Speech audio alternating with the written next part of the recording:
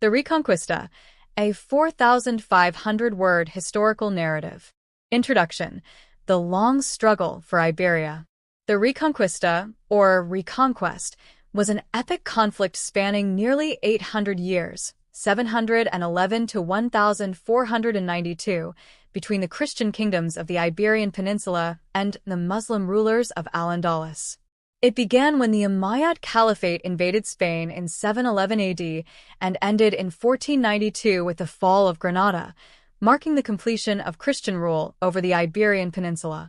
This story follows the rise and fall of great leaders, legendary battles, and the relentless pursuit of sovereignty.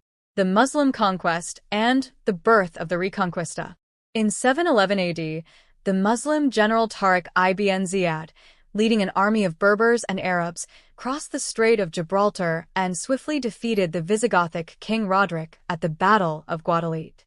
Within a few years, nearly all of Iberia had fallen under Muslim control, establishing Al-Andalus, a flourishing civilization blending Arabic, Berber, and local Iberian cultures.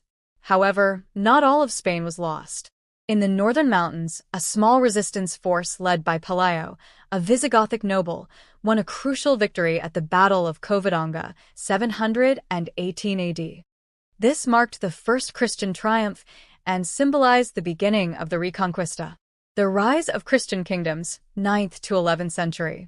As Al-Andalus flourished under the Umayyad Emirate, Christian kingdoms in the north gradually grew stronger.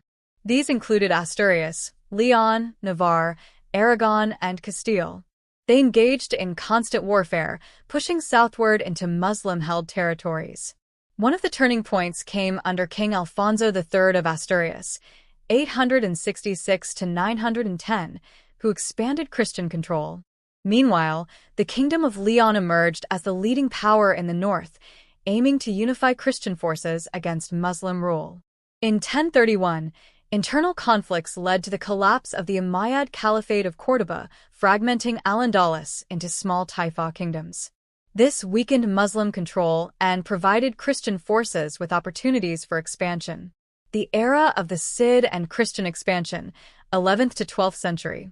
One of the most legendary figures of the Reconquista was Rodrigo Diaz de Vivar, known as El Cid. A skilled warrior and mercenary, El Cid fought for both Christian and Muslim rulers, but ultimately helped the Kingdom of Castile expand its influence. His conquest of Valencia in 1094 remains one of the most remarkable feats of the era. During this time, Pope Urban II encouraged Christian monarchs to treat the Reconquista as a holy war, much like the Crusades in the Holy Land. This religious fervor led to significant military campaigns, such as Alfonso VI of Leon and Castile's conquest of Toledo in 1085, one of the first major Christian victories. In response, the Muslim rulers of the Taifas sought help from the Almoravids, a powerful Berber dynasty from North Africa. They arrived in Iberia, temporarily halting Christian advances with victories at the Battle of Sagrajas, 1086. The Almohads and the Christian counterattack, 12th to 13th century. By the 12th century, the Almoravids were replaced by the Almohads, another North African Muslim dynasty. They were formidable rulers who managed to unify Al-Andalus and deal crushing defeats to Christian forces, notably at the Battle of Alarcos, 1195. However, the tide turned at the Battle of Las Navas de Tolosa, 1212, where a coalition of Christian kingdoms, led by King Alfonso VIII of Castile, won a decisive victory over the Almohads. This battle significantly weakened Muslim control in Spain, allowing Christian forces to march further south. The final push, the fall of Granada, 13th to 15th century. Following the Christian victory at Las Navas de Tolosa, the Muslim strongholds continued to fall. Córdoba, 1236, and Seville, 1248, were captured by Ferdinand III of Castile, leaving only the small emirate of Granada as the last Muslim territory in Iberia. Granada remained a vassal state of Castile for over 200 years, paying tribute to Christian rulers. However, by the late 15th century, the Catholic monarchs, Isabella I of Castile and Ferdinand II of Aragon, sought to complete the Reconquista. In 1482, they launched a 10-year campaign against Granada. After a long siege, the last Muslim ruler of Spain, Emir Boabdil, surrendered Granada on January 2, 1492.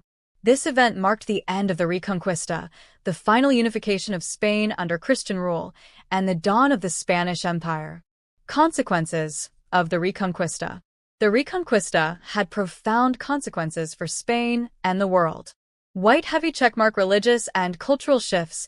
The Catholic monarchs enforced religious uniformity, leading to the expulsion of Jews and Muslims under the Alhambra Decree, 1492. White heavy checkmark age of exploration. With Spain unified, Isabella and Ferdinand funded Christopher Columbus' voyage in 1492, leading to European colonization of the Americas. White heavy checkmark rise of Spanish power. Spain emerged as one of the most dominant world powers for centuries. Conclusion. The legacy of the Reconquista. The Reconquista was not just a war for territory, but a clash of civilizations, faiths, and cultures. It reshaped Iberia, led to the rise of Spain as a global empire, and left behind a legacy of medieval warfare, heroism, and conquest. The battles fought, the kingdoms that rose and fell, and the warriors who shaped history all contribute to one of the most compelling narratives in world history. What do you think of the Reconquista? Let us know in the comments. Don't forget to like and subscribe for more epic historical content. Crossed Swords Fire.